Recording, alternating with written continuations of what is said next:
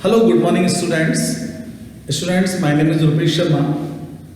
इससे पहले मैंने वीडियो में सांद्रता के बारे में बताया था और सांद्रता के बारे में मैंने मोलरता और मोलरता के बारे में बताया था। आज मैं दो टॉपिक लेके आया हूँ, एक आया पढ़ा हुआ आपको नॉर्मलता और एक पढ़ा हुआ मोलर्स, और दोनों ही इंपोर्टेंट टॉपिक है। तो बात करते हैं यहाँ पे नॉर्मलता की। नॉर्मलता क्या होती है? देखिए, नॉर्मलता का जो मतलब होता है वो कैपिटल एन से रिप्रेजेंट करते हैं, और जो नॉर्मलता होती है विलेय के ग्राम तुल्यांकों की संख्या, विलेय के ग्राम तुल्यांकों की संख्या बटे बिलियन का आयतन लीटर में, बिलियन का आयतन लीटर में। अगर हम ग्राम तुल्यांक, जैसे हमने मोलरता में करा था, 1 लीटर में घुलित मोल, अब यहां करेंगे 1 लीटर में घुलित ग्राम तुल्यांक। मोल की जगह पे हम यहां क्या करेंगे? ग्राम तुल्यांक। तो 1 लीटर आयतन में घुलित विलेय के ग्राम तुल्यांकों की संख्या को उसकी नॉर्मलता कहते हैं। और वी नो दैट, हम जानते हैं मोल, जो मोल होता है वो ग्राम बट्टे अणुभार होता है, और जो ग्राम तुल्यांक होता है वो होता है ग्राम तुल्यांक को हम आगे लिख सकते हैं ग्राम बट्टे तुल्यांकी भार।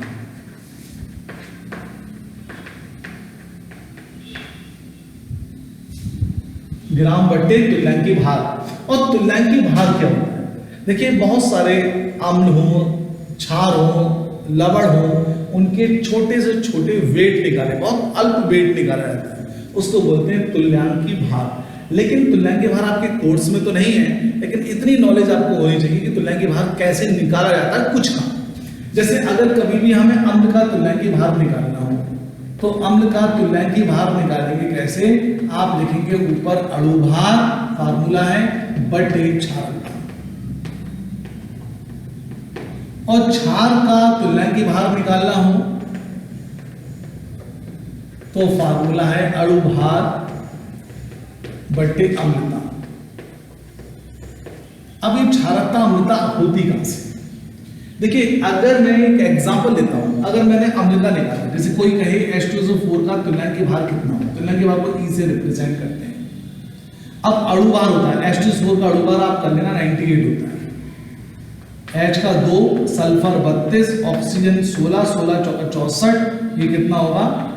98, 4 5 6 7 8 है। और अम्लता मतलब कोई भी एसिड, कोई भी अम्ल जलीय विलयन में जितने प्रोटॉन निकालता है वो उसकी क्षारकता कहलाती है। तो कितने प्रोटॉन निकालेगा? ये 2 से इसको डिवाइड कर दिया तो 49 हो गया। तो याद रखें H2SO4 का जो तुल्यांकी भार होता है वो 49 होता है। अगर हम NaOH का कोई पूछे, क्षार का NaOH का तुल्यांकी भार पूछे, NaOH का अणुभार कितना होता है? 40। अब 40 होता है। इसका अगर हम देखें, इसकी अम्लता क्या होगी?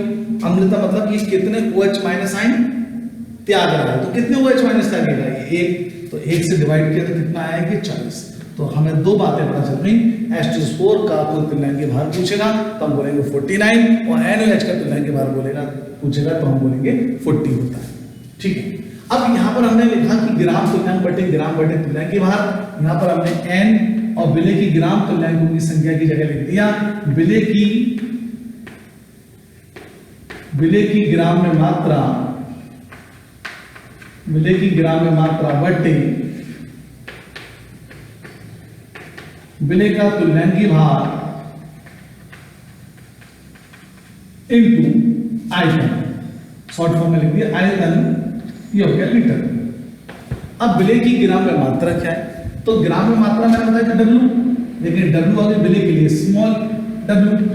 तुल्यांकी भार को E से रिप्रेजेंट करते हैं। अब आप मुझसे पूछेंगे कि विलेय तो स्मॉल होता है, तो हम इसको स्मॉल से, तुल्यांकी भार को हमेशा हम कैपिटल से ही यूज करते हैं। अगर हम स्मॉल E का यूज कर देंगे तो वो इलेक्ट्रॉन बन जाएगा। और आयतन को किससे करते हैं? V। अब लीटर है, ऊपर 1000 नहीं, और अगर हम इसको बोल दें या करके स्मॉल WE इंटू V, और ऊपर क्या लिख दिया? 1000, तो ये V किसमें हो गया? ml। और इसका एक तीसरा हम फार्मूला W निकाल सकते हैं। W बराबर होता है EnV बटे 1000। तो एक फार्मूला ये बन गया, एक फार्मूला ये बन गया, एक फार्मूला ये बन गया। तो इस तरह से हम नॉर्मलता को फाइंड आउट कर सकते हैं। तो कभी भी हमें नॉर्मलता निकालनी हो तो विलेय की ग्राम तुल्यांकों की संख्या बटे बिलियन का आयतन लीटर में, इस अनुपात को आप बोलते हैं नॉर्मलता, इसको कैपिटल एन से रिप्रेजेंट करते हैं, और ग्राम तुल्यांक जो होता है वो ग्राम बटे तुल्यांकी भाग होता है। अगला टॉपिक मोल अंश।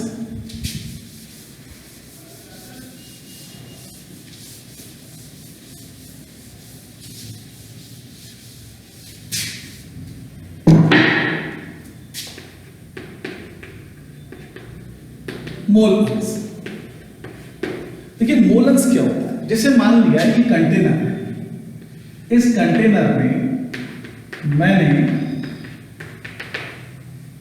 इस कंटेनर में मैंने एक हिस्सा विलेय को घोला, एक हिस्सा विलायक था। विलायक मैंने ज्यादा और विलेय मैंने कम। और हमें कोई पूछे कि विलेय के मोल अंश निकालिए, तो विलेय के मोल अंश निकालने के लिए फार्मूला होगा विलेय के मोल अंश। तो मोल अंश को प्रदर्शित करते हैं जल, ये स्टाइलिश एक्स से प्रदर्शित करते हैं। वैसे हम ही लोग बोल देते हैं इसको एक्स, लेकिन ये होता है जल, एक्स से प्रदर्शित करते हैं। और ये फार्मूला होता है विलेय के मोल अंश निकालने का फार्मूला होता है विलेय के मोल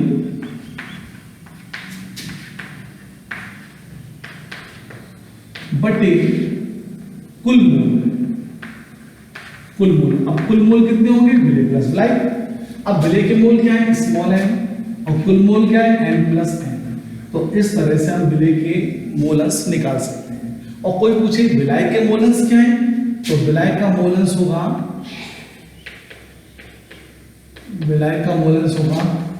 विलायक के मोल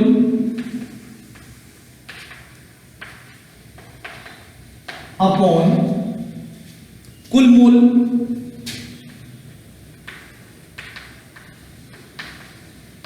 अब विलायक के मोल क्या है, कैपिटल एन, और कुल मोल क्या है, एन प्लस एन।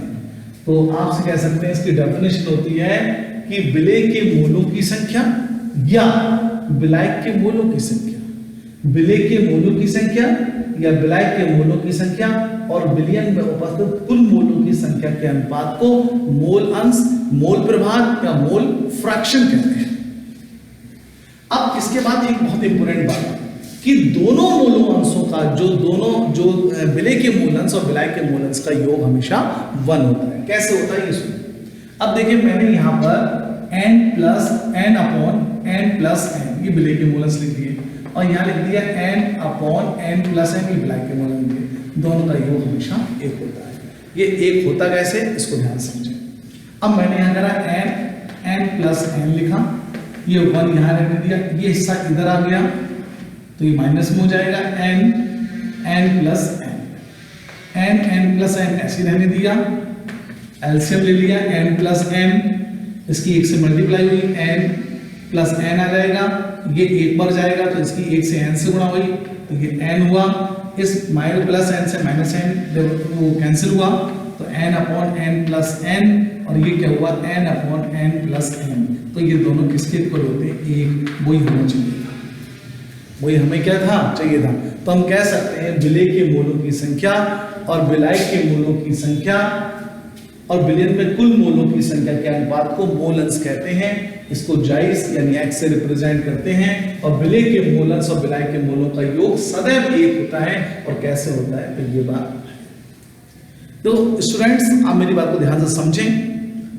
वीडियो मैंने शायद 1-2 ही बनाई है, ज्यादा नहीं बनाई है, लेकिन आप इन चीजों को बड़े गहराई से समझें कि जहां पर आपको प्रॉब्लम आती है अपनी प्रॉब्लम को आप रखें, बताएं, और जब आप बताएंगे तो उन चीजों का समाधान भी किया जाएगा। कोई चीज रटे ना, कोशिश करें कि वो चीज हमारी समझ में ही आए। 1, 2, 3, 4 बार अगर आप प्रैक्टिस करेंगे तो वो चीज आपको बार बार आ जाएगी, लेकिन कोशिश ये करें कि उसको रटे ना। बस इतना ही कहना चाहूंगा। आप चारों टॉपिक हो गए। एक टॉपिक मैंने आपको बताया था मोलरता, एक बताया था मूलरता, तीसरा बताया था नॉर्मलता, बताया था मोल अंश। ये चारों टॉपिक को आप बहुत अच्छी तरह से पढ़ें, इनके नोट्स बनाएं। बस, थैंक यू।